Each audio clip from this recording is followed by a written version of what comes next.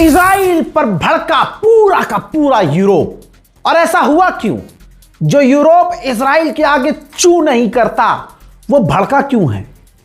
Europe के कई सारे देशों ने इजराइल के एम्बेसडर को समन कर लिया है। असल में फ्लोटिला काफिला से जुड़ा हुआ यह मामला है। फ्लोटिला जो काफिला गया था इजराइल की तरफ, 300 से ज्यादा इसके अंदर एक्टिविस्ट थे और तमाम एक्टिविस्ट यूरोप के अलग अलग देश से थे। सब इकट्ठा हुए, छोटे छोटे जहाज इकट्ठा हुए और वो फ्लोटिला काफिला इजराइल की तरफ आगे बढ़ रहा था, यानी गाजा की तरफ। इजराइल ने जाकर रोका और गिरफ्तार कर लिया। यहां तक तो आपको पता है, लेकिन पता है उनके साथ व्यवहार कैसा किया गया? आतंकवादियों के साथ जो व्यवहार नहीं किया जाता वो व्यवहार, वो सलूक उनके साथ किया गया। तमाम उन काफिले वालों को, फ्लोटिला वाले एक्टिविस्ट को इजराइल की सेना गिरफ्तार करके इजराइल ले गई। अब जरा आप ये मंजर देखिए, अल्लाह अकबर।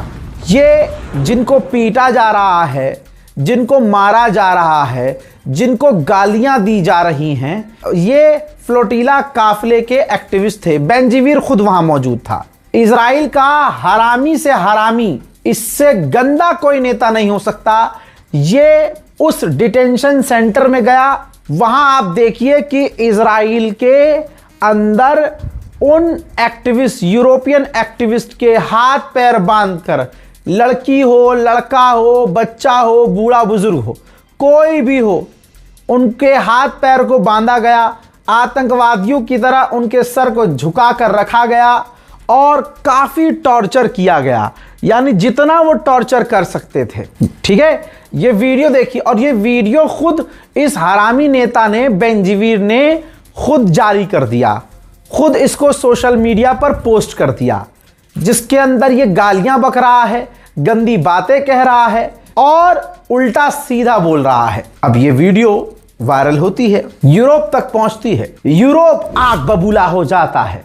यूरोप के कई सारे देशों ने देखते ही देखते इजराइल के एम्बेसडर को समन कर दिया। इजराइल पर दबाव बनने लगा और इजराइल की पूरी मट्टी पलीत हो गई। इजराइल के कट्टरवादी नेता बेंजीवीर और इजराइल की फौज ने जो ये काम किया, इससे और बेड़ा गर्क हो गया।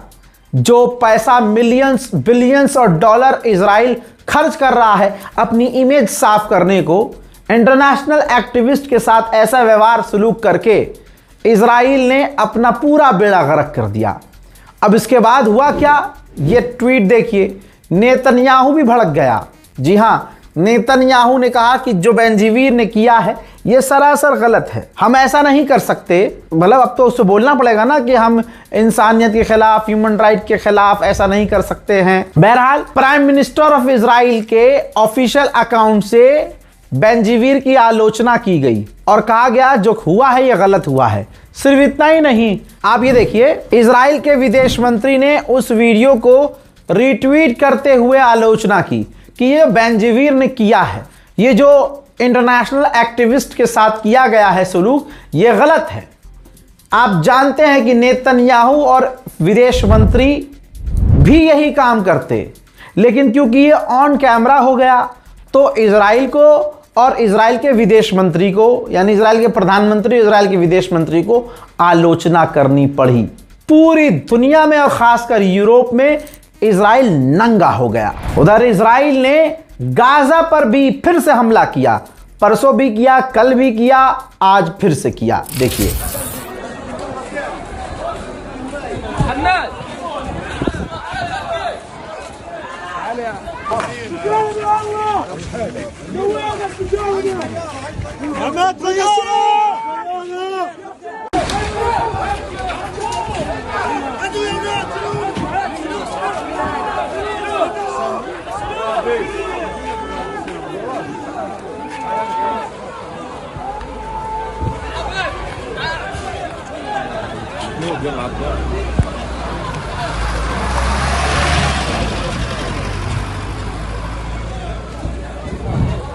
जिंदगी में, इतिहास में पहली बार यूएन के अंदर फिलिस्तीन को वाइस प्रेसिडेंसी का रोल मिला है। वाइस प्रेसिडेंट बनकर बैठेगा फिलिस्तीन। अब अमेरिका धमकी दे रहा है फिलिस्तीन अथॉरिटी को कि ना तुम यूएन के अंदर इस मीटिंग में शामिल ना होना।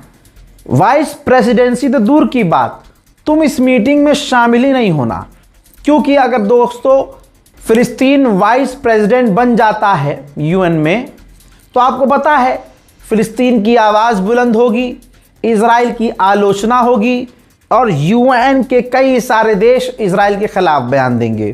तो ऊपर से पीछे तक का जोर अमेरिका लगा रहा है और फिलिस्तीन को धमकी दे रहा है कि कोई भी फिलिस्तीनी यूएन के वाइस प्रेसिडेंसी को एक्सेप्ट करके यूएन में शामिल नहीं होगा, यूएन की मीटिंग में नहीं जाएगा। वहीं सोमालिया लैंड ने जेरूशलम में अपनी एम्बेसी खोल ली है। सोमालिया लैंड को सिर्फ इजराइल ने मान्यता दी है और अभी किसी ने मान्यता नहीं दी है। चेक रिपब्लिक ने कहा है कि यूरोपीय यूनियन अगर इजराइल पर किसी भी तरह की पाबंदी लगाता है, इजराइल से ट्रेड पर पाबंदी लगाता है, बिजनेस पर पाबंदी लगाता है, तो हम इजराइल की मदद करेंगे और उस बैन को रोकेंगे, पाबंदी लगने से रोकेंगे। उधर इजराइल के एक ब्रिगेडियर ने ऐलान किया है, बल्कि यूं कहूं वार्न किया है कि अगर हमने मोबिलाइजेशन एक्सपेंड नहीं किया, आम लोगों को ज्यादा से ज्यादा फौज में भर्ती नहीं किया, तो हमारी फोर्स आइडिया फोर्सेस कोलैप्स हो जाएगी, हमारी फौज तितर बितर हो जाएगी। उधर आदत से मजबूर इजराइल ने यह सीज फायर का उल्लंघन फिर से किया और कौन सा यह सीज फायर है अल्लाह जाने। एक बार फिर से लेबनान पर इजराइल ने खौफनाक हमले किए। हमले के बाद का मंजर आपके सामने।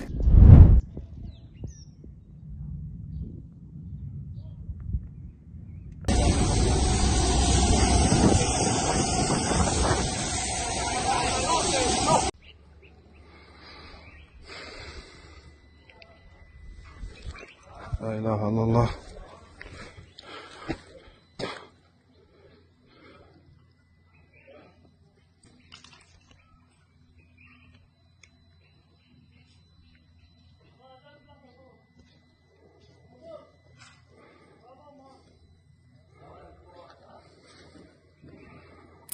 अल्लाहु अकबर। उधर हिजबुल्लाह के द्वारा लॉन्च किए गए रॉकेट इजराइल के इलाकों में नजर आए हैं। סיב האופטי של הרחפן מהבוקר.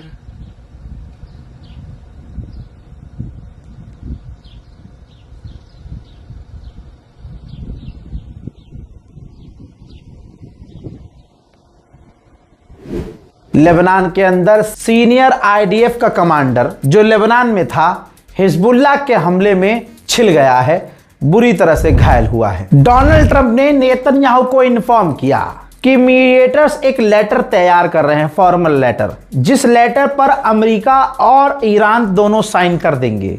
साइन होने के बाद दोनों देश जंग खत्म कर देंगे और फिर उसके बाद 30 दिन तक बातचीत चलेगी, जिसमें ईरान का न्यूक्लियर प्रोग्राम और स्ट्रेट ऑफ हॉर्मुज को खोलने की बातचीत की जाएगी।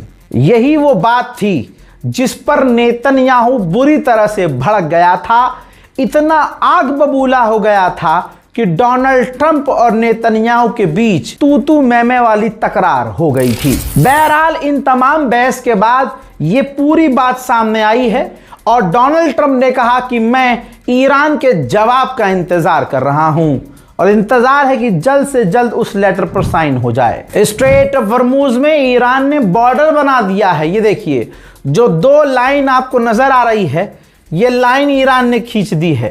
पर्शियन गल्फ से लेकर गल्फ ऑफ ओमान के इन दोनों बीच के हिस्से से गुजरने के लिए, यहां से यहां तक गुजरने के लिए ईरान की परमिशन जरूरी होगी। उधर जॉर्डन ने कहा है कि हमने एक ड्रोन मार गिराया है, ये नहीं बताया कि वो ड्रोन आया कहां से था। यूएई ने इराक की गवर्नमेंट से कहा है कि आपकी सरजमीन से हम पर हमले हो रहे हैं, उन हमलों को तुरंत रुकवाओ। इजरायली एयरलाइंस ने कहा है कि इस जंग की वजह से हमें $67 मिलियन का नुकसान हो चुका है। तो आप समझ सकते हैं कि इजराइल बता तो नहीं रहा है, लेकिन अब तक इजराइल का लगातार नुकसान हो रहा है। उधर अरब की मीडिया ने दावा किया है और अरब की रिपोर्ट भी सच्ची साबित होती है। अरब मीडिया ने कहा है कि इजराइल प्लान कर रहा है कि लेबनान में और ईरान में टॉप लीडर को असैसिनेट करने की तैयारी में है। जी हां, और हमने ऐसा सोचा नहीं था और ऐसा हो सकता है। ईरान के विदेश मंत्री, ईरान के पार्लियामेंट स्पीकर, ऐसे टॉप लीडर जो हैं उनको कत्ल करने की तैयारी में है धोखे से, ताकि ये जंग जो खत्म होने की कगार पर है और बातचीत जो चल रही है ये फेल हो जाए और दोबारा से जंग शुरू हो जाए। यूएई के ऑफिशियल ने टीवी चैनल पर कहा है कि ईरान को बदलना होगा। ईरान हमसे या किसी देश से ये नहीं कह सकता कि वो इजराइल से रिश्ते तोड़ ले, इजराइल से रिश्ते खत्म कर ले। हमारे यहाँ इजराइल का कोई बेस नहीं है और ईरान को कोई हक नहीं कि वो हमें बताए कि किससे रिश्ते रखने हैं, किससे नहीं रखने। ईरान के अंदर जो रेवोल्यूशन आया था, अब समय आ चुका है कि वो चेंज हो जाए। वो रेवोल्यूशन ही गलत था। हज़रात मोहतरम, तमाम उम्मत मुस्लिमा इस चीज़ को देखे और यूएई के इस घिनौने चेहरे को समझे। जब ईरान में नंगापन था, जब लड़कियां, अमेरिका से भी पहले ईरान में नंगापन था शाह के ज़माने में, तब रेवोल्यूशन आया और वहाँ इस्लामी कानून आया, वहाँ सब कुछ बदल गया और आज ईरान रिपब्लिक ऑफ ईरान बन गया, इस्लामिक कानून बन गया वहाँ सब कुछ। यूएई का गवर्नमेंट ऑफिशियल क्या कह रहा है कि ये अच्छा नहीं हुआ था, यानी असलियत ये है कि यूएई खुद नंगा है, यूएई को खुद नंगापन पसंद है। यही तो है वहाँ का रेवोल्यूशन, ये है यूएई का कि वहाँ बैली डांस चड्डियों में हो रहा है, शराब परोसी जा रही है, तो ये यूएई का रेवोल्यूशन है। तो इन हरामियों को ईरान का रेवोल्यूशन क्यों पसंद आएगा? बाकी तुम इजराइल से दोस्ती रखो या इजराइल के आगे घोड़ी बनो, किसी पे क्या ही फर्क पड़ता है। दुनिया के सामने यूएई ऑलरेडी एक्सपोज हो चुका है। भाई सऊदी अरब भी इतना हरामीपन नहीं करता जितना यूएई हरामीपन करता है। अब आप देखिए, सऊदी अरब ने डोनाल्ड ट्रंप की तारीफ की, कहा कि बहुत अच्छा किया कि ईरान पर हमला नहीं किया। फिर एक दोस्त की तरह, एक भाई की तरह सऊदी अरब ने ईरान से रिक्वेस्ट की कि देखिए अमेरिका से बातचीत कीजिए और इस मामले को जल्द से जल्द सुलझा लीजिए। इससे साफ बात हो सकती है? नहीं। लेकिन हराम का जाना यूएई क्या कह रहा है?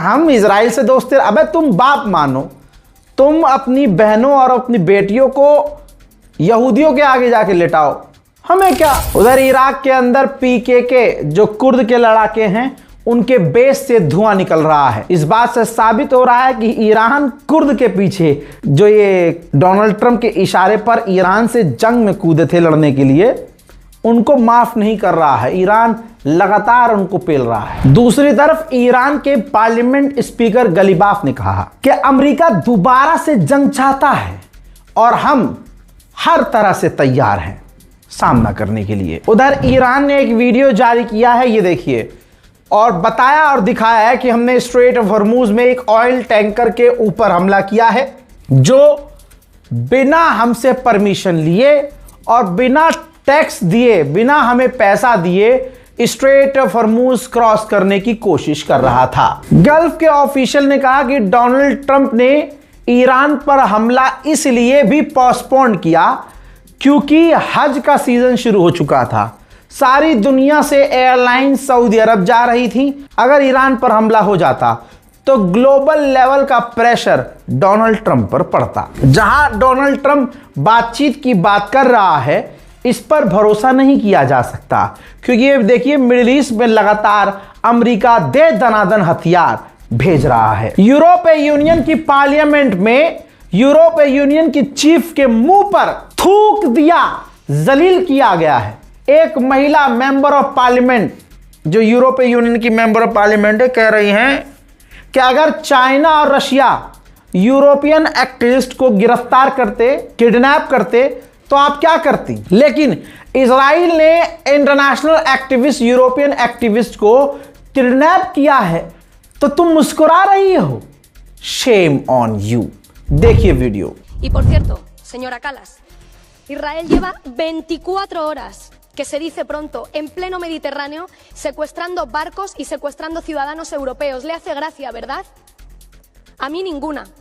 ¿Va a mover en algún momento algún dedo para protegerlos? Son ciudadanos europeos. ¿Qué haría usted si fuese Irán, si fuese Rusia quien se planta en medio del Mediterráneo? para secuestrar a ciudadanos europeos. Pero como es Israel, sonríe y mira para otro lado. उधर UAE जो दूसरी pipeline बना रहा है, straight of Hormuz का जो option बना रहा है दूसरा, वो लगभग 50% उसका काम पूरा हो चुका है। ब्रिटेन की सरकार अपनी सुपरमार्केट से कहने वाली है दूध, अंडे और ब्रेड के दाम मत बढ़ाना, और यहां हमारा मोदी हमें बोल के गया है कि बाहर घूमने मत जाना, और खुद ट्रिप पे निकल गया।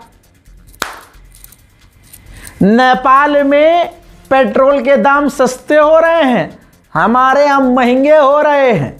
पहनने के लिए ढंग का हेलमेट नहीं है गणभक्तों के पास, लेकिन कह रहे हैं कोई बात नहीं देखी होगी आपने वीडियो, कोई बात नहीं जी, अरे मोदी है तो मुमकिन है मोदी जी के साथ, अरे 500 रुपया हो जाए, अबे दिहाड़ी तेरी 500 की नहीं है, चले मोदी जी मुमकिन है, मोदी चड्डी फटी है, नाड़ा खुला है, धोती जली है, लेकिन गणभक्त सिर्फ मोदी मोदी कर रहा है।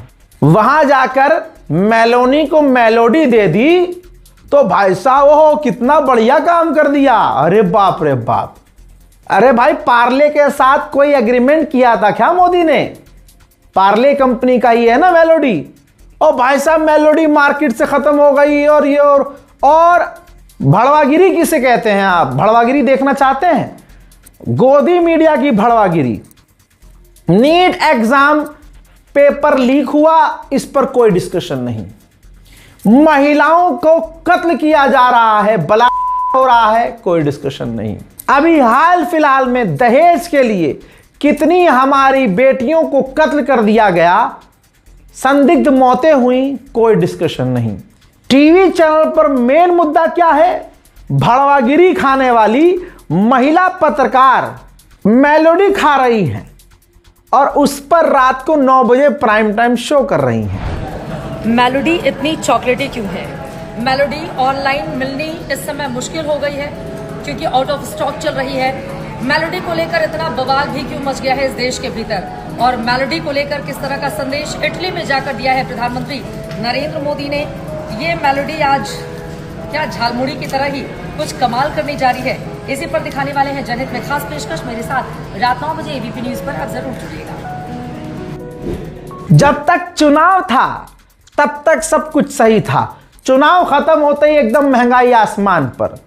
अभी भी लोग समझ नहीं रहे हैं, जनता समझ नहीं रही कि चल क्या रहा है। ये देखो, देश में 4 लाख बैरल एलपीजी सप्लाई घटी है, रिपोर्ट से हड़कंप मचा है।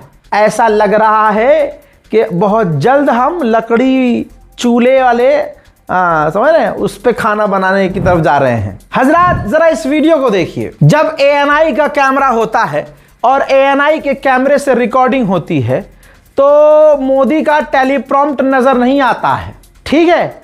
लेकिन ये देखिए, जो वीडियो शेयर की है इटली की प्रधानमंत्री मेलोनी ने, उसके पहले ही शॉट में मोदी का टेलीप्रॉम्प्ट नजर आ रहा है। ये वो आदमी है जो हमारे मुल्क का प्रधानमंत्री है और एक शब्द टेलीप्रॉम्प्ट के बिना नहीं बोल पाता। हाँ ही हु। इसके अलावा विदेशी लड़की ने, विदेशी पत्रकार ने मोदी से सवाल क्या पूछ लिया? भारत के अंदर बैठा हुआ आरएसएस का कीड़ा, बीजेपी की गंदगी दिमाग में भरे हुए जहरीले लोगों ने उसका चरित्र हनन शुरू कर दिया। जरा ध्यान से देखो भाइयों, ये आदमी जगदीश उपासने, ये एडिटर है मैगजीन का, जैसे इंडिया टुडे और भी बड़े बड़े मैगजीन का। बीजेपी का भक्त है, ये जो है वाइस चांसलर भी रह चुका है यूनिवर्सिटी का।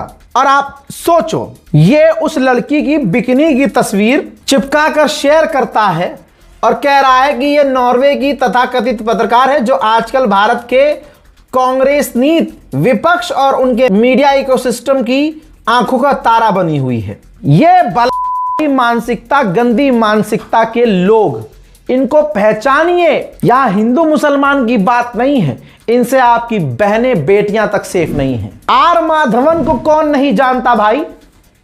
सभी जानते हैं। देशभक्ति वाली फिल्में बनाता है आर माधवन, बहुत देशभक्त बनता है। लेकिन ये खबर पढ़ लो, अपने बेटे के लिए छोड़ दिया है देश, दुबई शिफ्ट हो गया है। ये हिंदू समुदाय भारत में रहकर मुसलमानों को गालियां बकते हैं, लेकिन जैसे ही इनके पास पैसा आता है अपना पिछवाड़ा बचाकर तुरंत अरब देशों में शिफ्ट हो जाते हैं जाकर, क्योंकि इनको पता है कि भारत अब रहने लायक जगह नहीं बची है। इतनी गंद इन लोगों ने हिंदू मुसलमान के नाम पर फैला दी है कि इनकी औलादें, हमारी औलादें अब यहां पर सेफ नहीं हैं। अब हम गरीब हैं तो यहीं पिसेंगे, जिनके पास पैसा है वो बाहर निकलेंगे। लेकिन क्योंकि बॉलीवुड से पैसा कमाना है तो भारत में आके फिल्में बनाएंगे देशभक्ति वाली, लेकिन देश से निकल चुके होंगे। चल क्या रहा है भाई देश में? कॉकरोच जनता पार्टी 2 दिन के अंदर 8 मिलियन से ज्यादा फॉलोअर्स हासिल कर चुकी है। वहां मैनिफेस्टो तैयार है, प्रोपेगेंडा चल रहा है, उन अकाउंट हैक करने की, लॉगिन करने की, डिलीट करने की कोशिश की जा रही है। मोदी युवाओं से इतना डर गए कि उनके पिल्ले पालतू जानवर जो हैं लगे हैं डिलीट करने में, अकाउंट हैक करने में। अब उस पर कॉपीराइट भी मारेंगे। बैनर होते हैं ना, हिंदू बैनर्स हैं, अवतार सेना और फलाना अवतार और कद्दू का अवतार सेना। लंका लग गई है सबकी। ये खबर मैंने बताई नहीं है आपको, क्योंकि इसके पीछे पिछले 3-4 महीने से बड़ी मेहनत चल रही थी। वो हिंदू संगठन, वो बैनर्स जो मिलियन वाले अकाउंट्स, मुसलमानों की आवाज, मुसलमान क्रिएटर्स को टारगेट करके आईडीज उड़ा रहे थे, फेक कॉपीराइट देकर, कुछ ना कुछ करके, माइक्रोसॉफ्ट आउटलुक ईमेल आईडी इस्तेमाल करके, अपने बाप के फोन और छोटे नाबालिग भाई की आईडी पर नंबर लेकर, बड़ा फ्रॉड करके, तिगड़ी लगाकर, घुमाकर वो बैन करते थे, कॉपीराइट मारते थे फर्जी तरीके से। उनका इलाज बहुत तगड़ा बांधा गया है। खुशखबरी मिलने वाली है, कई उठे हैं और अभी आगे और उठेंगे। तो ऐसे लोग आएंगे अभी और छुप छुप कर, जो कॉकरोच जनता पार्टी के अकाउंट को हैक करने की कोशिश कर रहे हैं, डिलीट करने की कोशिश कर रहे हैं, कॉपीराइट देने की कोशिश कर रहे हैं, मुश्किल में डाल रहे हैं। लेकिन मोदी ये नहीं समझ रहे हैं कि जनता फ्रस्ट्रेट हो चुकी है। 2 दिन के अंदर 8 मिलियन फॉलोवर्स कॉकरोच जनता पार्टी, ये बता रहा है 2 दिन में 8 मिलियन फॉलोवर्स होना कि मोदी सरकार फर्जीवाड़े से सरकार बनाकर बैठी है। जनता परेशान है भाई। फर्जीवाड़ा सुनना चाहते हो? देखो अखबार में क्या छपा है। महाकाल की पार्किंग की सरकारी जमीन भाजपा विधायक को बेच दी गई है। BJP MLA Chintamani Malviya 5 star hotel बनाने की तैयारी में है। यहां तक कि सिर्फ 3.40 करोड़ का तो स्कैम है, सिर्फ स्टैंप और रजिस्ट्रेशन फीस में। तो आप समझ सकते हैं कि भारत के अंदर अगर कोई फर्जीवाड़ा कर रहा है तो वो कौन सी पार्टी के लोग हैं, कौन से समाज के लोग हैं। Back to the point, UAE हाल फिलहाल में सेंटॉम और अमेरिका इजराइल के साथ इंटेलिजेंस ज्यादा शेयर कर रहा है। यानी यूएई पूरी तरह से अमेरिका और इजराइल के साथ हो गया है। ईरान ने अमेरिका के फ्लाइट पैटर्न को क्रैक कर लिया है, मैप तैयार कर लिया है कि अमेरिका के जहाज कहां से कहां जाते हैं, अमेरिका के फाइटर जेट कहां से कहां उड़ते हैं, किस तरह से वो आते हैं और किस तरह से हमला करके रूस के साथ मिलकर पूरी प्लानिंग तैयार कर ली है ईरान ने। तो अब जब जंग होगी ईरान के साथ तो ईरान नया खेल खेलेगा और अमेरिका का बेड़ा गर्क इंशाल्लाह बहुत तगड़े लेवल पर होगा। मेरे दोस्तों, फिलहाल के इस अपडेट में, मिडिल ईस्ट स्पेशल रिपोर्ट में फिलहाल के लिए इतना ही। इस रिपोर्ट को शेयर कीजिएगा, दुआओं में याद रखिएगा, चैनल को सब्सक्राइब कीजिएगा। जय हिंद।